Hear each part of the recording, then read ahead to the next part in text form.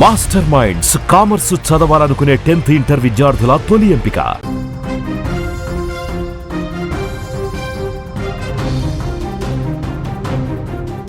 తెలుగు రాష్ట్రాల్లో ఎండలు దంచుకొడుతున్నాయి. భానుడి ప్రతాపానికి జనం బెంబెలెత్తిపోతున్నారు.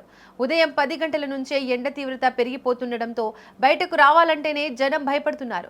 చాలా ప్రాంతాల్లో ఉష్ణోగ్రతలు 40 డిగ్రీల మార్కును దాటి 45 డిగ్రీల వరకు కూడా నమోదవుతున్నాయి. వేడి గాలులు, ఉక్కపోతతో చిన్న పెద్ద అంతా అల్లాడిపోతున్నారు. అయితే ఇలాంటి విపరీతమైన వేడి నుంచి ఉపశమనం లభించే సమయం ఆసన్నమైంది. వాతావరణ శాఖ తాజా సమాచారం ప్రకారం ఆంధ్రప్రదేశ్, తెలంగాణ రాష్ట్రాల్లో రాబోయే 2 నుంచి 3 రోజుల పాటు వర్షాలు కురిసే అవకాశం ఉందట.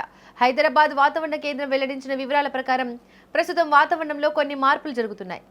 మారత్వాడ ప్రాంతం నుంచి కర్ణాటక తీరం మీదుగా ఆగ్నేయ అరేబియన్ సముద్రం వరకు ఒక ద్రోణి ఏర్పడి ఉంది. దీని ప్రభావంతో ఆకాశం మేఘావృతమై చల్లని గాలులు వీస్తున్నాయి.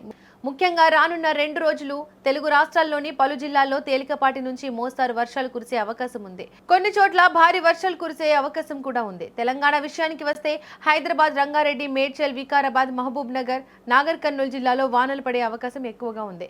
ఇప్పటికే కొన్ని ప్రాంతాల్లో ఆకాశం మేఘావృతమై ఉంది.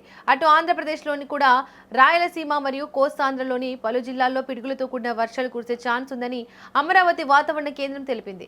ఈ వర్షాల వల్ల ఎండ తీవ్రత కనీసం 2 నుంచి 3 డిగ్రీల వరకు తగ్గే అవకాశం ఉంది. అయితే ఈ ఉపశమనం కేవలం తాత్కాలికమేనని నిపుణులు హెచ్చరిస్తున్నారు.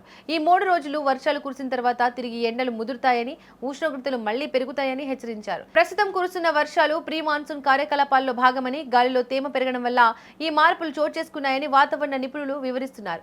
రైతులు ఈ వర్షాల సమయంలో అప్రమత్తంగా ఉండాలని, ధాన్యం తడవకుండా జాగ్రత్తలు తీసుకోవాలని సూచించారు. అకాల వర్షాల నేపథ్యంలో ఈదురుగాలులు వీచే అవకాశం ఉండడంతో చెట్ల కింద, విద్యుత్ స్తంభాల దగ్గర ఉండవద్దని అధికారులు హెచ్చరించారు.